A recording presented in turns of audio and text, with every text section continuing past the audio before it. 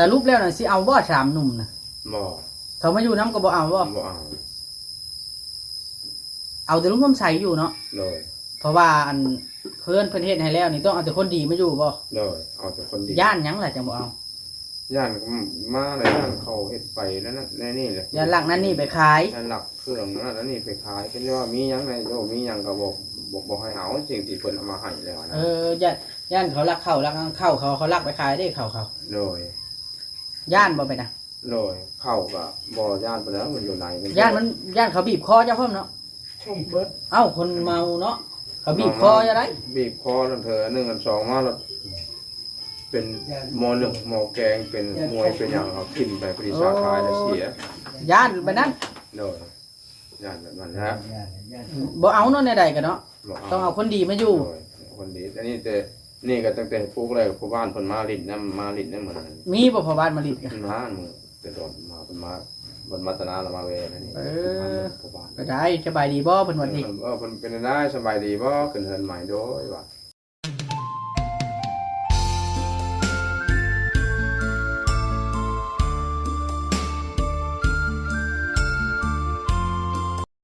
นี่แหละพี่น้องเนาะมื้อนี้มาท่านหมอพี่น้องเนาะนี่นะละทางว่าจะลดให้พี่น้องนะสบายดีเด้อพี่น้องเนาะสบายดีมื้อนี้อยู่เฮือนท่านหมอพี่น้องเนาะบ่ได้มาหลายมื้อมื้อนี้ก็มาเนาะพี่น้องเนาะไปเบิ่งทำการพี่น้อง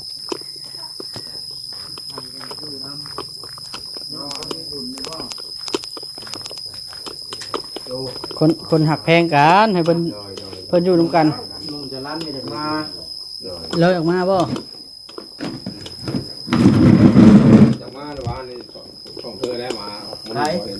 ที่ร้านน่ะ บ้านนี้เขาเทื่อบ่ ร้านนี้ฉันมื้อนั้นมื้อนี้ยัง โอ้เที่ยวมาดูแท้เลยสามนมคอยบ่เห็นผู้นึงสามนมไปวันนี้บ่เห็นฉันแป้งเนาะแล้วเป็นไปใช้ผู้เดียวเป็นนั้นจังว่าผู้เดียว คนนั้นเลย เอาเล่าให้ข่อยฟังในเจ้าผู้เป็นหมอนะเนาะการว่าผู้เดียวนี่เป็นยังไง วันนั้นมัน คนหลอนบ่ คนหลอนเนี่ยคนเห็ดไปทุกทีเนี่ยมันยังเป็นไปเลยโมแป้งโมปอนขุกไปเลย ว่าผู้เดียวบ่ เราไปวันนั้นพระเจ้ายังกล้าเข่าเนาะ โยกไปหลายคนพอ โอ้ รู้ แต่ แพ้ ละหลายคนกันหน่อยคนโน้ยพยากล้ายันมีเขา เป็นยังข่อยจังเข้าไปบ่แม่นว่าจะช่วยบ่แม่นว่าอันเข้าไปช่วยเรือแล้วอัปเดตชีวิตเขาการช่วยเรือนี่ค่อย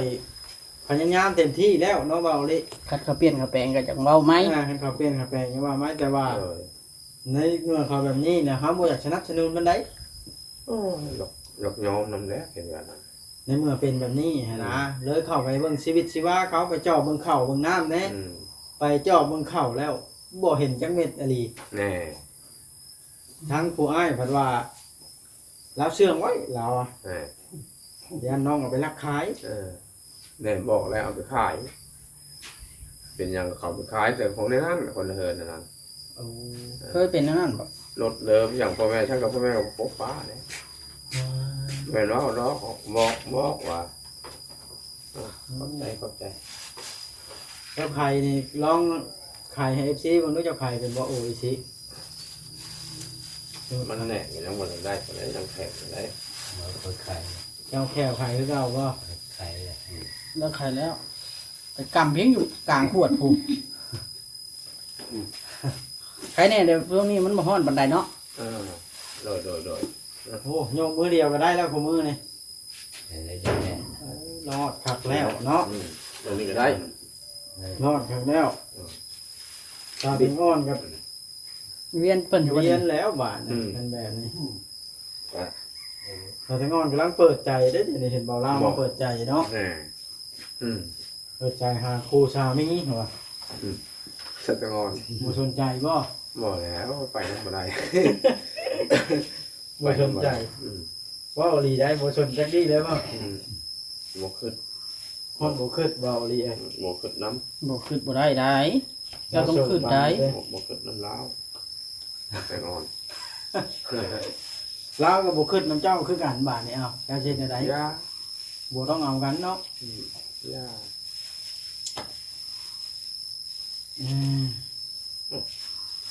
แห้งไม่กินน้ำเนาะ มีแห้งยาวๆบ่ครับ ตื่นนอน ใครซื้อมานะ มาบดมา บ่ลิ เบาลี อืม บ่ลิ ก็คุณเด้อเบาลีเด้อ โดย มื้อนั้นเขาชื่อปิ้งไก่ชองปิ้งบ่ใหญ่ๆมาให้ เลยก็ได้2มื้อแล้ว สองมื้อพุ่น 2มื้อ บ่จ้ะทำสิกินเนาะ ส่วนซี่เนี่ยเฮ็ดผักแจ่วเอาซี่นี่ก็ได้2มื้อ แม่นบ่ 2มื้อ4คาบอยากกินอยู่แล้วไปบ่ได้มาเฮ็ดหยังก็ยังบ่ทันได้นอดอยากกิน บ่ได้ก็ยังบ่ทันได้แกะครับแกะแล้วเด็กน้อยเพิ่นได้กินนี่ก็ ลายว่าแปลกยัง ยังยังคือซ้ำเก่าแหละกับตัวนี้เราออกมา หืม ยังซ้ำเก่ามันจะบูชีบีกันซ้ำ ยั เก่าง จำเก่า เรา เจ้าบ่ได้ยังฮอดบ่4 5ขวด เราบ่ได้เบิ่งของไปเขามีแต่ กันยังลายขายน้ บ่ยอมเพิ่นบ่มีเอาใช้ ขายนะ ำปลาแดก ไปว่าดอกสิให้ขายให้ปลาแดกเนาะ ยอมแล้วยอมบ่เพิ่นขายยอมก็จะยอมเลย เฮ้ยบ่มีบ่ บ่มีเอาใช้เพิ่นมาให้กินก็ซาถูก ขอบอกขอบคุณขอบใจนะ นี่แหละ ได้ คือ เด้อ เนาะ เอาหาบ่ได้ลูกบ่เป็นก็เว้าแหละ เพราะยอมหับว่าสั่งเครื่องไว้เทือนท่านหมอนี่บ่มีเศษบ่มีเหลือ เลย พอดีคู่อัน ว่ายันหลับเลย ฮะ ยันหลับเลยจังสั่งมันปั๊บก็แล้ว มันช่างได้เนาะ นั่นแหละจะว่าสั่งเวียงสั่งบอดสั่งปั๊บโลดแหละบ่เหลือบ่เสียดหยังบ่มีหยัง พอดีเป๊ะทุกอัน พอดีเป๊ะกว่าอันบ่เสียดบ่เหลือสั่งกระสอบกระสีก็ได้ ปั๊บ ปั๊บ นี่เนาะเพิ่นจังว่าช่างอะ สั่งนี่เป็นว่าช้างนับเบิ่งแล้วแม่นปั๊บโลดบ่เสียดบ่เหลือบ่น้อยบ่ใหญ่บ่ต่ำบ่สูงว่า บ่ตำบ่ปีด ล้มมาก็บ่ได้ ฝนตกก็บ่ต้องย่านว่าสิหัวใส่หัว ตกโลดแห้งก็แห้งว่ามันสิผ่านสาดมามันบ่สาดแล้วผมก็มันกว้างเลย แต่ม้อย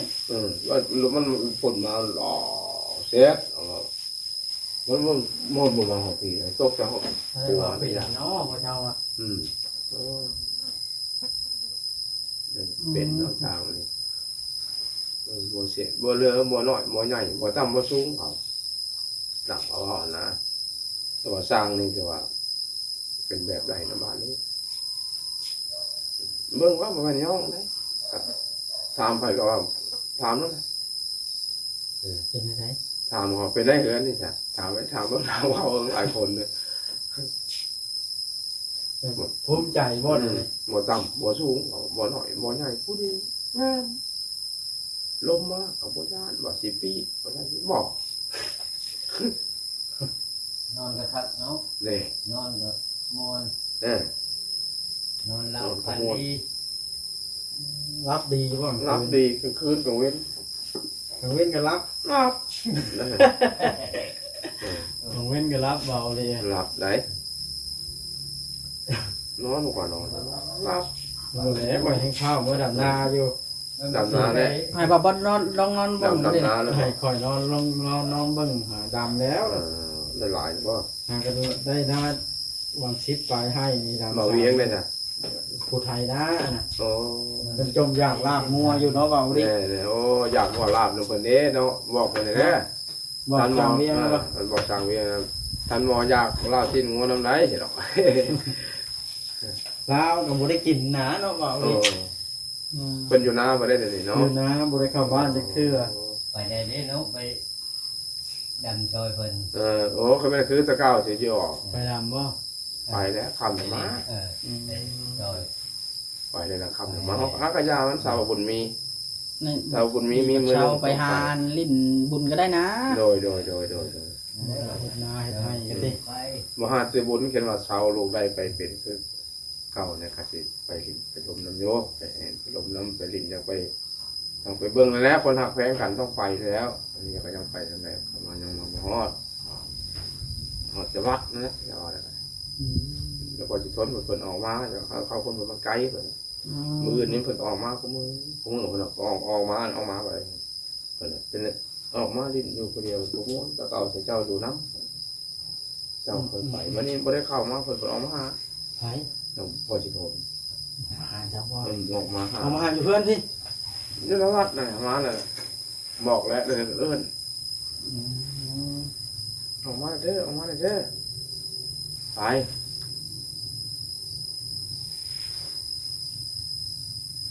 หลายหลวงพ่อท้องไหลได้มาอยู่บ่คุณ บ่เห็นนะ โอ้ยามผลทางยากเนาะ ยางทางยากเขาบ้านเพิ่นแล้วปฏิญาณเพิ่นมาแล้ว ขับมาอยู่แบบนี้เนาะ เลย อยากนอนก็นอน นอน บ่อายคนอีกอยู่ขอบบ้านได้เนาะบ่ได้อยู่กลางบ้าน นอนก็ มันอยู่ ข้าม ใกล้ บ้าน มันอยู่ใกล้เส้นทางมัน 5 โมงแล้วแม่นอาบตู้ตื่นกับอาบน้ำทะเลาะก็จะมาจะรับโลมันเย็นแน่เนี่ยยามนี้ รู้สึกว่าลุงหมอตุ้ยขึ้นเดี๋ยวนี้เนาะ นังว่านะเบิ่งกะจ้างแน่นะกะโตเบิ่ง เจ้ารู้สึกว่าต่างแล้วบ่ เจ้าอยู่ว่าจ้าง เอาพักกันกินข้าวกับหยังกินต่างแท้น่ะ กินไปนู่นนี่แหละ แกงเฮ็ดแกงฮอนนี่บ่จัง แก ต่าง ให้กินไป กบ ได้ เขียด กินกบเขียดกินเขากินข้าวแซ่บได้เดี๋ยวนี้ นอนก็รับ ลาบ ก็แซ่บนอนรับ ลาบ สำ ก็ บาย พอเจวันนั้นหันบ่มีนี่บ่มีซีนบ่มีไปบอกเลยนะบ่มีไปบอกบอก ว่าอย่างจะบ่มีหนี้บ่มีสินบ่มีเงินบ่มีหยังบ่มีจักอัน บ่มีจังหัน มีแต่เฮือน มีแต่เฮือน ก็ดีแล้วแต่เก่าเจ้าบ่มีหนี้บ่มีสินบ่มีจักอันแต่เก่าบ่มีเพื่อน บ่มีเฮือนวันนี้ได้เฮือนอยู่ขอขอบคุณเพิ่นหลายๆขอได้บ่อยู่กับเช้ามีเงินมีชานนอนลำบากลำบากบ่มีไปบอกเลยนะบ่มีไปบอกเลยบ่ ท่านเห็นเพิ่นในยากาศอยู่ว่าตอน โดยโอ้ยเห็นเพิ่นน่ะบ่จักได้สิเว้าบ่แน่จักได้สิกราบบ่จักได้สิจักสิว่าได้ไงล่ะบ่จักแล้ว เรื่องสามหนุ่มนะสิให้มาอยู่อยู่บ่ บ่ได้ ยาละ อย่า บ่เอาแล้ว บ่อย่าบ่เอาแล้ว ลาบแฮงบ่นะ อย่าแล้วมันสิมาวุ่นวายฟรีมันสินอนบ่หลับ ดีบ่ได้เครื่องคองที่สำคัญนี่เนาะ เลย บ่หยังเนาะ เราสิเอานั่นไปอันนี้ไปแล้ว บ้านประตูเดินถึงมากเอาไปแล้วนี่เนาะ โดย แพงเนี่ยกระทุกน้ำนี่เขาไปขายตู้ละ10,000เขาก็เอาเนาะ เอาหมื้อหนึงบ่แก่ คือทุกละ บ่มี 7กับ10แบบนี้ เอาแล้วเอาแล้วเอาแล้ว อืม ในใจนี่มีต้องการแต่ดีๆบ่ให้ไปเว้าแล้วน่ะตอนเฮาก็รับทุกอย่างสำาใดเฮาก็อยู่ไป แต่เก่าในใดเจ้ามากกว่านะ จะ9ชั่วโมง ไปพบจังเห็น ไปพบจังเห็นไปเป็นอย่างพ่อตัวนี้ พอมาแล้วมันต่ำ ต่ำแล้วเดี๋ยวพบจังเห็นไปเป็นอย่างพ่อเป็นไผบ่พบนี่ไผบ่เป็นแล้วเว้าบ่ล่ะถ้าผู้ใดเป็นแล้วแม่นฮู้แล้วฮู้แล้ว เอาแนวให้ในห้องอลี ไปพบจังเห็นไปเป็นจังพ่อบ่จะพบบ่จะพ่อทางเว้นเบิดบ่มีแล้วจำเป็นแหละบาดให้แหละ ให้บ้าน ให้บ่จักทางไปทางมาบ่จักทางอยู่บ่เช้าบ่ลงใส่มาอยู่นำนี่แหละอยู่ก็ ใครแน่บ่ ใครแน่แล้วก็คือว่าแล้วก็วันนี้มันสภาพต่างกันแต่คือตัวเองเนี่ยเลยก็บ่จักมันสิเว้าสิว่า หมู่ย่านผีอีกบ่ บ่ย่านย่างคนก็บ่ย่าน ดีแล้วให้ลุงทำใจอยู่ตลอดโลดบ่ให้เราไปใช้ได้เราล้อมคำเข้าให้เจ้าแล้วเล่าแล้วกินนี่ เลย คุณผู้ชายว่าร้องคำข่าวให้ เลยเราจกเขาเราก็รอให้หนึ่งเราเดี๋ยวมัน แต่ว่าจำน้ำแกงนี่บ่ได้ให้เราจำเห็นบ่ รอ จำเอง จำเองแต่ว่ามันมือเนี่ยยังอ่อนอันนี้ใครไหนนั่นนั่งใครแล้วเนี่ย แล้วที่พี่น้องลูกหลานเพิ่นก็หายห่วงแล้วเป็นแบบนี้เนาะ เลย เพิ่นก็มาจอดอยู่บ่ผม หม้อเลยเขาก็อยู่นาไว้ เอายามเวียยาม เนี่ย กาย เขาไปนาโคกเพิ่น ยามเวียยามกายนี่แม่นเจ้าบ่ได้เฮือนนี่แฮงเต็กนี่ ไม่ได้เฮิร์นเนี่ยก็สิบริยังเป็นคน เป็นหยังน่ะ ถ้าไปแล้วจะไปอยู่ทางไหนคนอยู่เขาบอกคือหมูว่ามัน ให้แล้วเนาะ คนเนี่ยบอกคือหมูตะกี้ ให้ เนี่ยเรามามัน สิให้อีกล่ะ ว่าทางหลังว่า อ๋อสิให้เด้อ เพิ่นว่าพื้นหลังนี่ให้หรือบ่ ออกแล้วออกแล้วได้มันแพงเลยเกิด อืม ชามบอลอยู่เฮ้ยบอลที่สี่จะได้อยู่ถาวร อืม เลยไปมาว่าโอ้นี้เด้อเจ้าอยู่หันเด้อเจ้าอยู่นี่บ่ ใส่หม้ออยู่บัดนี้ นี่มีแต่โอ้หมอย่องเจ้าซ้ำ โอ้เนาะดีแล้วบ่ว่าเอาเจ้าก็ไม่ใหญ่ใจบุญเป็นเหตุให้เดือดร้อนให้กับพ่อขอบขอบใจขอบคุณทุกคนหลายๆว่างั้นพายเสด็จเบิ่ง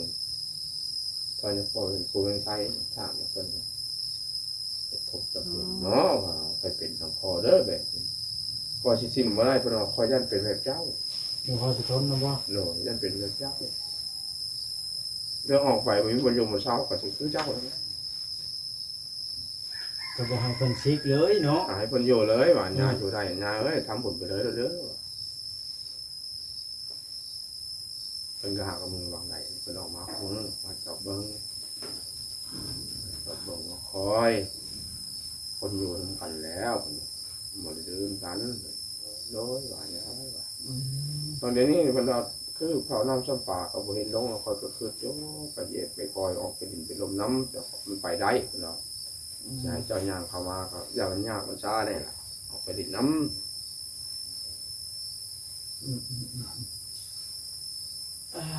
เนาะถือว่าบ่ธรรมดาเนาะว่าเอาดิได้พบจึงเห็นอีหลีนี่เนาะ ำไปเป็นสองพ่อ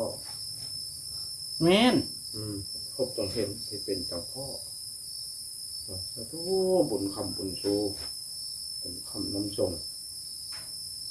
โอ้ บ่เอาเมียเนาะเอาลุงกำชัยมาอยู่ ตัวนี้นั่นเดี๋ยวนี้นั่นบอกท่านแล้วว่าเอาบ่กับบ่ว่าบ่เอากับบ่ว่าพอเสียว่าบ่ได้พอใจยังอยู่สิตัดโอ้บ่เอาแล้วเธอเอาดิเนาะ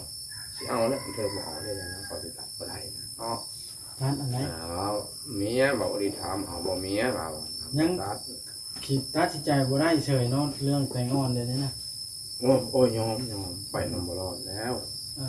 หรือว่าเพิ่นเมียนะบ่ เนาะ กันผู้อื่นบ่ คือเป็นผู้อื่นก็ว่าจะเติบนึงบ่ละ แต่งงานนี่ ยอม เลย ขอบ่ให้พบ ก็แม่นเทียบใส่เพลงก็มีแต่เจ้าบวชบ่ซิกเลย เท่านั้นไหล พุ่นได้ลุงหมอบ่เอาเล็ดผ้าบ่เอาเลย บ่แล้วยอม ไว้ให้ตัวพายบ่ โดยสิเป็นสายแน่นก็มันจะตัดออกเป็นสายแน่ บ่จ้อยแล้วเราถ่ายคลิปประจำอยู่หั่นเด้ อยู่ไว้ให้ตัวก้อนบ่ ตัวก้อนอย่าว่าวัดพวกนั้นนะ ตัวก้อนเราหมักเมียช่ำเนาะ ตัวก้อนตัวพาย ตัวพายอยู่บนบันไดต้องตุ๊กก้อนตอนหมักเมียขนาดต้องเอาแนะนำมาแต่งงานครั้งแรก สุดก่อนนะ ก็ว่าจะหาผู้สาวอยู่เนาะนะประมาณนี้แล้วมาลินน้ำเจ้าก็ได้มานี่จะได้จบคลิปลงแล้วได้ชนะ เลย เนาะเบาดิ ฮะยังได้จบแล้วข่อยกำลังมา โอเคจบคลิปก่อนเด้อลุงหมอ เลย สบายดี ตามต่ออีกเลยท่านหมอคันให้อยู่นี่อยู่แต่อันลุงกำชัยเดี๋ยวนี้เนาะ เลย ผู้อื่นน่ะบ่เอา บ่เอา เพราะว่าเราเขาบ่ร้องคำให้เจ้าเด้ บ่เอา แม่นบ่ เลย โยแล้วก็ปฏิบัติเสริมสารล้างแป้งครับปกปักรักษาบนแง่บนยังถือคือเก่าไว้ปัดกวาดให้มันสะอาดสะอ้านให้มันฝุ่งมันเรื่องเหลือง แม่นปกปักรักษา เลยปกปักรักษาบ่ให้ยังถือยังศูนย์ให้อยู่เย็นเป็นสุขให้คำคุณนนคุณเด้อไม่ใหญ่ใจบุญก็ดี ให้คำคุณนนคุณให้เป็นหงเป็นเรื่องคือประจันเป็นก็ได้ความเจ็บเป็นจะได้ความไข่จะดีเด้อไม่ใหญ่ใจบุญเด้อหมักผันเงิน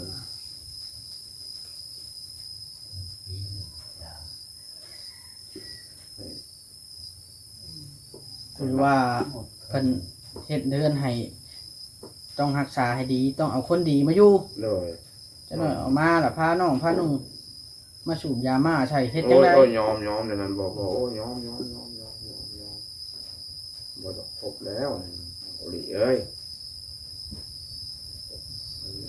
สร้างความกระดุกกระเทินโอ้ไม่ไหวเนาะเดือดจังไปไกลคันจังมายอมก่อนแล้ว หมด